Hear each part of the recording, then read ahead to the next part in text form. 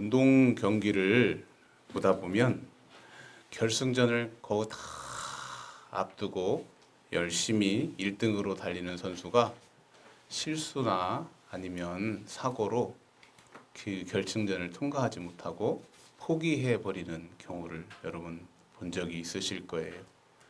결승전이 마라톤을 열심히 뛰어서 1등으로 오다가 결승전을 1km도 남기지 않은 상태에서 갑자기 쓰러져서 경기를 포기해야 하는 사람들 말입니다.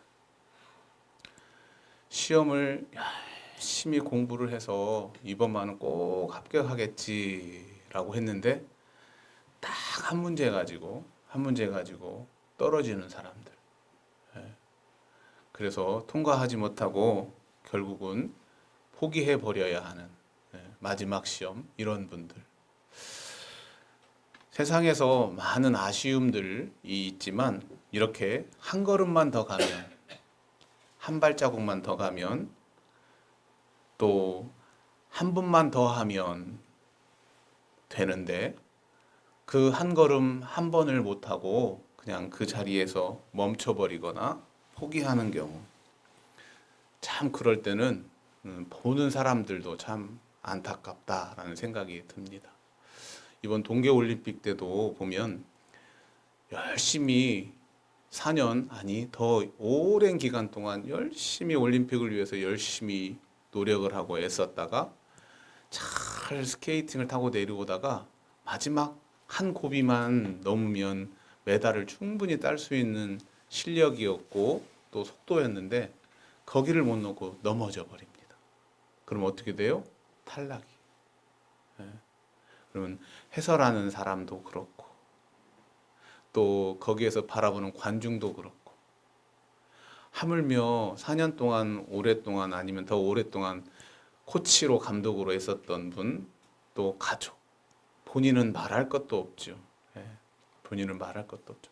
조금만 내가 더 조심해서 탔으면 조금만 내가 더 열심을 내었으면 조금만 더 내가 주의했으면 아니면 조금만 내가 더 열심히 노력을 했다면 내가 4년, 8년, 12년 오랫동안 준비하고 열심히 했고 또 수고했고 얼마나 많은 돈을 들이고 시간을 들이고 애를 썼겠어요.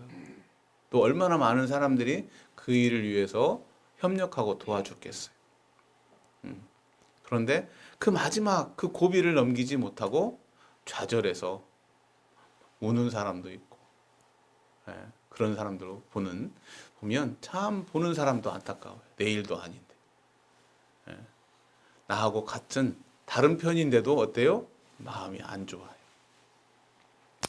여러분 오늘 본문에 예수님하고 3년 동안 자신의 모든 생업을 버리고 예수님을 따라다녔던 제자 한 사람이 소개되고 있어요. 그 제자는 우리가 잘 알다시피 누구예요? 가룟 유다예요. 가룟 유다. 예수님이 유다를 불렀어요. 예, 예수님, 제가 예수님을 따라 살겠습니다. 그는 오병이어 기적도 받고 죽은 나사로가 태어나는 것도 다시 살아나는 것도 봤어요. 그리고 우리가 지난주 봤던 것처럼 예수님이 마지막 제자들을 다 모아놓고 발을 씻어줄 때도 유다는 그 자리에 있었어요. 그리고 오늘 무슨 날이에요? 마지막 만찬 시간이에요. 예수님이 이제 돌아가시기 마지막 시간에 제자들 다 불러놓고 야, 이제 내가 죽으러 갈 것 같아. 그러니까 마지막으로 나를 기념하는 이 떡과 또 피를 먹어라. 이건 몸이고 내 몸이고 내 살이야 라고 해요. 그러니까 유다는 뭐예요? 처음부터 지금 예수님이 잡히시는 그날 저녁 전까지 3년을 넘는 기간 동안 예수님과 함께 했던 사람이에요. 마라톤으로 하면 이제 얼마 남았어요? 제가 보기에는 100m도 안 남았어요. 오늘 저녁만 견뎌내면 되잖아요. 오늘 저녁만 이겨내면 돼요. 그런데 그 유다는 그 마지막 100m 남짓 남겨놓고 어떻게 돼요? 실패하고 맙니다. 좌절하고 맙니다. 넘어져 버렸습니다. 오늘 성경은 그 유다의 마지막 뒷모습을 이렇게 표현하고 있어요. 30장 마지막이죠. 유다가 그 조각을 받고 곧 나가니 밤이러라. 거의 다 갔죠. 거의 다 왔습니다. 마지막 만찬이에요. 예수님의 마지막 만찬. 더 이상 제자들과 함께하는 시간이 없어요.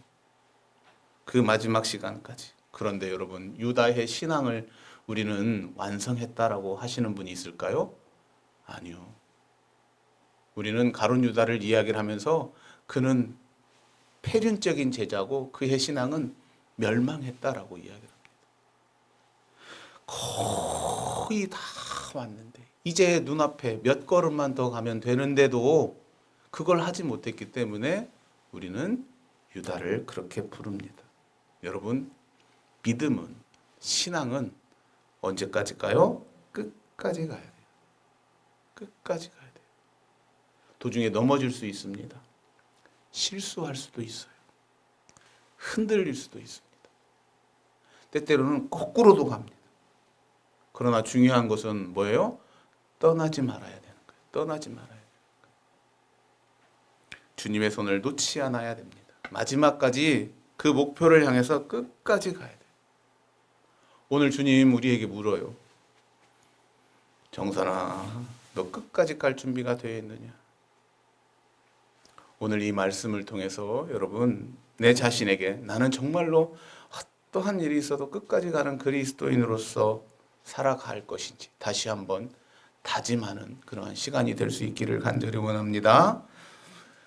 여러분, 은혜의 자리는 있어도요, 자동으로 그 은혜의 자리가 안전한 것은 아니라는 이야기예요. 내가 은혜의 자리에 앉아 있어. 예를 들면 내가 교회 안에 있어. 그러니까 나는 안전한 것 같아. 이게 아니라는 이야기예요. 오늘 본문에 보면 예수님이 첫 번째 심령이 괴롭다라고 말씀을 하세요. 심령이 괴로워. 이렇게 처음부터. 왜 심령이 괴로운 거예요? 너희 중에 누가 나를 팔 사람이 있다라는 것을 알기 때문에 괴로운 거예요. 그러니까 예수님은 이미 유다가 자신을 배신할 것을 다 알고 있어요. 그런데 여기서 우리가 물어야 할 게 뭐냐면 바로 유다가 누구냐라는 거예요. 유다가 예수님을 팔 사람인데 과연 유다는 어떤 사람이냐? 예수님의 제자 밖에 있는 사람이 아니라는 얘기예요. 한마디로 교회 안에 있는 사람이에요. 예수님을 막 공개적으로 비판하는 사람도 아니었어요. 12제자 중에 한 사람이었습니다. 3년 동안 예수님과 동행했고 기적을 다 보았다고 했죠. 말씀도 다 들었어요. 그의 사역에 항상 동행했던 사람이에요. 어느 누구도 의심할 수 없어요. 어느 누구가 의심할 수 있겠습니까? 그게 누구냐고요? 야, 평생을 예수님의 사람으로 살았어. 그는 어쩌면 뭐예요? 모태신앙이야. 주일학교부터 신앙생활했어. 야, 중고등학교 때 얼마나 바르게 성경학교랑 또 한 번도 빠지지 않고 예배를 얼마나 열심히 드렸는데 커가면서 집사로 정말 잘 섬겼지. 그리고 이른 나이에 권사님도 되셨고 장로님도 되셨어. 어느 누가 생각해도 교회의 가장 큰 일꾼이야. 이게 유다예요, 여러분. 처음부터 야, 쟤 교회 왜 이렇게 안 다녀? 쟤는 왜 이렇게 교회에서 봉사하지 않아? 쟤는 저렇게 해서 집사라고 할 수 있을까? 장로라고 권사라고 할 수 있을까? 목사라고 할 수 있을까? 이게 아니라는 이야기예요. 더군다나 유다가 맡은 일은 뭐예요? 예수님의 재정을 맡았어요. 여러분, 일반적으로 교회에서 재정을 맡으신 분은 누가 맡아요? 믿음도 좋고요, 생활도 좋고요, 신실하고요, 근면하고요. 모든 교회가 뭐예요? 재정을 맡겨도 뭐예요? 좋아. 제가 결혼하기 전에, 신학하기 전에 섬겼던 교회에서 어떤 장로님이 거의 20년 동안 재정을 하셨어요. 왜 그렇게 할 수 있었을까요, 여러분? 의심해서요? 아니죠. 아니에요. 유다 3년 예수님의 제자들과 함께 더불어 뭘 했어요? 재정을 담당한 사람이에요. 그만큼 제자들 사이에서도 결코 의심하거나 이상한 사람이 아니라는 이야기. 마지막 그 순간에도 뭐 하고 있었어요? 발을 씻겨 주셨어요. 그리고 만찬잔에 떡을 떼어서 유다에게도 주었습니다. 여러분, 결코 가룟 유다가 은혜의 자리에 없었던 게 아니에요. 어쩌면 오늘 우리보다도 훨씬 더 은혜의 자리에 있었어요. 예수님이 하시는 사역과 함께 있었잖아요. 예수님이 하시는 기적과 함께 있었어요. 그의 말씀을 가장 가까운 곳에서 12제자니까 늘 같이 있었어요. 식사도 한 3년 동안 같이 했었을 거예요. 여러분, 저도 목회자지만 성지순례 가는 것도 소망인데 예수님이 살아셔서 나에게 직접 말씀해 주시는 그 은혜 한 번만 누리면 얼마나 축복이고 행복일까요? 그런데 안 그랬잖아요. 예수님 움직이시면서 돈 쓸 일이 있을 때 유다가 항상 옆에 있었을 거예요. 그만큼 어디의 자리에 있었어요? 은혜의 자리에 있었어요, 여러분. 여러분 기억해야 됩니다. 교회에 나오는 것과 하나님께 마음을 여는 것은 다른 거예요. 교회에 오는 것도 참 중요합니다. 하지만 그냥 이 자리에 앉아 있는 것과 내가 하나님의 말씀 안에서 내 자신을 내려놓는 것과는 또 다르다는 사실이에요. 오늘 유다는 분명히 은혜의 자리에 있었어요. 은혜의 자리에 있었어요. 하지만 중요하게 뭐예요? 자신의 마음을 온전히 예수님 앞에 드리지 못했던 거예요. 그리고 그 말씀을 온전히 자기가 받지 못했던 거예요. 그리고 자신을 온전히 주님 앞에 맡기지 못했어요. 여러분, 오늘 우리는 분명히 은혜의 자리에 앉아 있어요. 이 시간에 주일 이 자리에 앉아 있잖아요. 이건 분명히 은혜의 자리예요. 은혜의 환경 속에 있어요. 하지만 은혜를 경험하는 것과는 다릅니다. 내 마음을 열고 말씀을 붙잡고 주님 앞에 내 모든 것을 맡김으로 그 은혜를 경험하는 그리스도인이 되기를 원합니다. 아멘. 은혜의 자리에 있어요. 그러니까 은혜를 경험해야 돼요. 오늘 본문에 보니까 그 은혜의 자리에 있었던 가룟 유다에게 사탄이 쑥 들어옵니다. 은혜의 자리. 오늘 성경 보세요. 사탄이 언제 들어와요? 27절. 조각을 받은 후 곧 사탄이 그 속에 들어간지라. 그러니까 떡과 포도주에 묻힌 것을 딱 받는 난 다음이에요. 이게 먹었는지 안 먹었는지는 몰라요. 근데 언제 들어왔어요? 그 자리에서 들어왔어요. 문 닫고 바깥으로 나가서 예수님 없었을 때 사탄이 들어온 게 아니에요. 모르겠어요. 성경은 그렇게 우리에게 말합니다. 조각을 받은 후 곧 사탄이 그 속에 들어온다. 곧 사탄. 마귀가 유다의 마음에 들어온 것이 바로 그 조각을 받고 난 다음에 훅 들어오긴 들어왔어요. 그런데요, 그 전부터 철저하게 준비했던 것들을 우리가 알 수 있어요. 요한복음 13장 2절에 보면 2절에 이렇게 기록하고 있어요. 마귀가 벌써 시몬의 아들 가룟 유다의 어디에? 마음에 예수를 팔려는 생각을 넣었더라. 마귀도 즉흥적이지 않아요. 이미 마음을 슉 집어넣어요. 생각을 쭉 갖게 합니다. 처음부터 무대포로 막 가서 달려가서 팔으라고 하지 않죠. 오늘 이 자리에 우리도 마찬가지. 사단이 마음으로 슉 다가옵니다. 어떻게요? 내가 예수님과 그리스도인으로서의 합당한 삶을 살아가는 데에 그렇게 하지 않는 내 자신을 합리화하는 모습으로 다가와요. 에이, 그렇지. 저 말씀은 조금 그렇지. 에이, 그렇지. 내가 조금 게을러도 이 정도는 되겠지. 에이, 내가 이것을 하지 않아도 이 정도는 뭐 넘어가야겠지. 오늘 한 번만큼은 빠져도 내가 이유 없이 그런 건 아니니까 라는 뭐예요? 내 합리화 안으로 사단이 마음을 쑥 집어넣어요. 타협하기 시작해요. 이렇게 타협. 유다하고도 타협했을 거예요. 야, 예수님이 좀 이상하지 않아?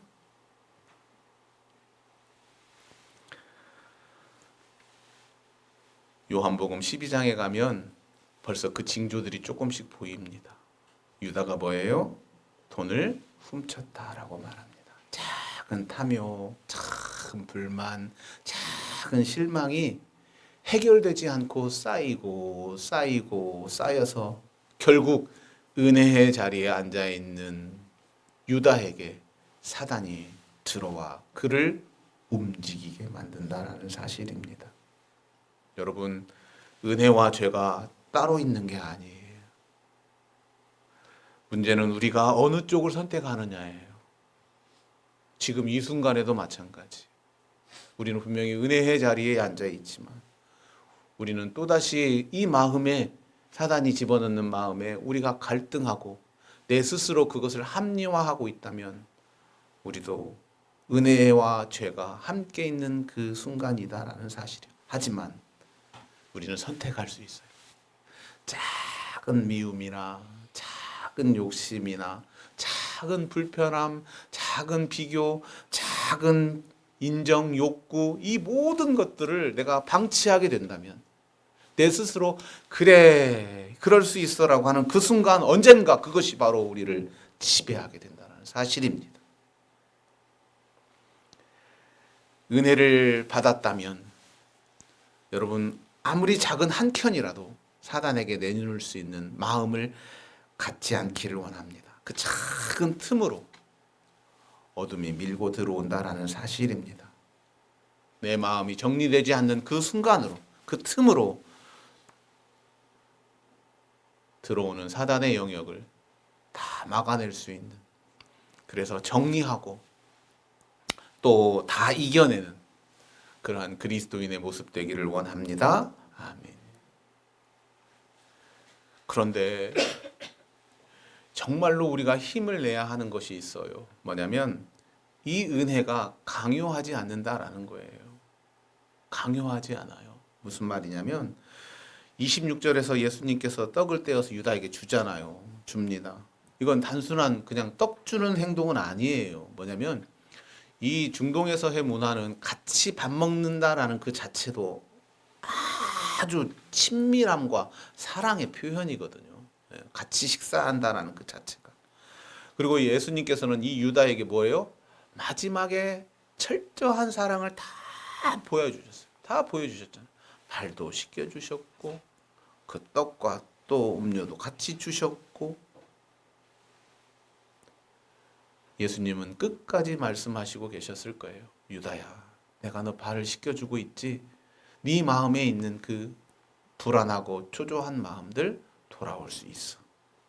유다야, 너 떡 받고 있지? 지금이라도 늦지 않았어.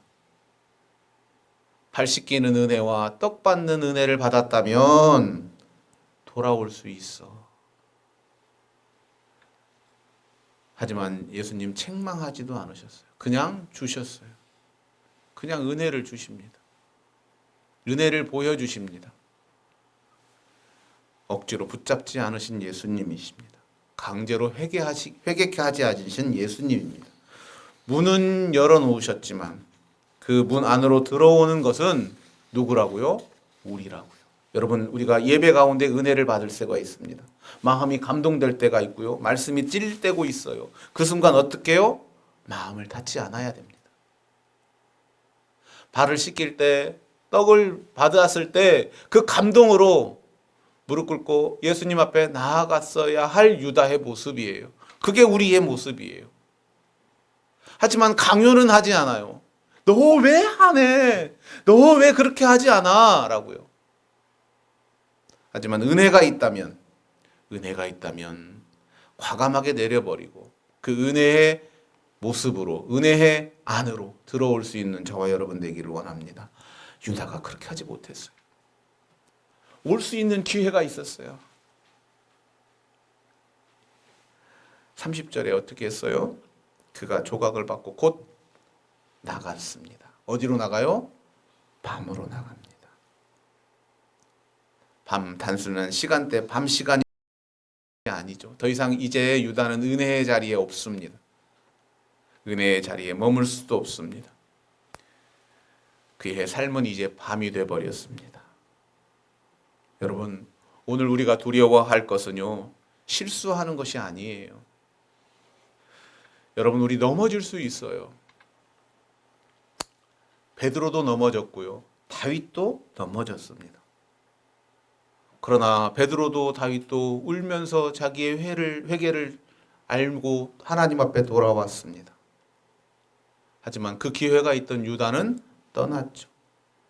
차이는요, 실패가 아니에요. 너는 실패가 있고 실패가 없는 게 아니에요. 뭐예요? 돌아오느냐, 끝까지 내 신앙을 붙잡고 가느냐라는 그 차이라는 사실을 우리가 알아야 돼요. 결론입니다. 오늘 우리는 이 본문을 통해서 유다를 막 뭐라고 하거나 너 잘못했어 라고 말하고 싶지는 않아요. 그러려고 성경을 쓰지는 않은 것 같아요. 왜냐하면 이 요한복음은 다른 마테마가 누가보다도 이 부분에 대해서 많은 분량을 넣고 있거든요. 그래서 유다가 정말 잘못했다라고 이야기를 하고 싶은 것보다 우리 안에도 유다의 가능성이 있음을 알아라라는 얘기죠. 늘 우리도 유다처럼 그러한 위치에 가 있을 수 있다라는 이야기. 초대교회의 많은 그리스도인들이 은혜의 자리에 앉아 있습니다, 여러분. 우리는 은혜의 자리에 은혜를 받고 있습니다. 그렇다면 그것으로 멈추지 말고 그 은혜가 내 안에 들어오고 내가 그 안에 살아있는 그리스도인으로서 살아가야 됩니다라고 말하고 있는 거예요. 은혜의 자리에 머무는 사람이 아니라 그 은혜의 자신을 맡기는 사람이 되게라고 오늘 요한은 우리에게 말하고 있어요. 작은 타협이나 또 작은 욕심이 그 시작점이 마지막에 나를 망치게 하는 그러한 어리석음을 하지 말라라고 요청하고 있어요. 마음의 문을 닫아버려서 말씀이 은혜가 들어오지 않는 어리석음을 갖지 말고 그 은혜의 자리를 또 그 은혜의 자리에서 마음을 열고 온전히 그 은혜에 빠져 살아라라고 말하고 있어요. 하지만 은혜의 자리를 넘어서 밤으로 가는 어리석음을 하지 말라, 나가지 말라 라는 말씀도 같이 하십니다. 여러분, 오늘 우리는 은혜의 자리에 있습니다. 말씀을 듣고 찬양을 하고 기도도 하고 교제도 합니다. 이 은혜의 자리가 하나님과 예수 그리스도와 영원히 함께 머무는 빛의 자리가 되기를 소망합니다. 마음을 닫아버리고 욕심을 부려서 저 어둠에 빛이 없는 어둠의 밤의 자리로 가지 마시고 내 받은 은혜와 함께 더불어 예수님과 함께 더불어 이 빛된 곳에서 영원히 마지막 그 순간까지 머물러 살아가는 저와 여러분 되시기를 간절히 원합니다.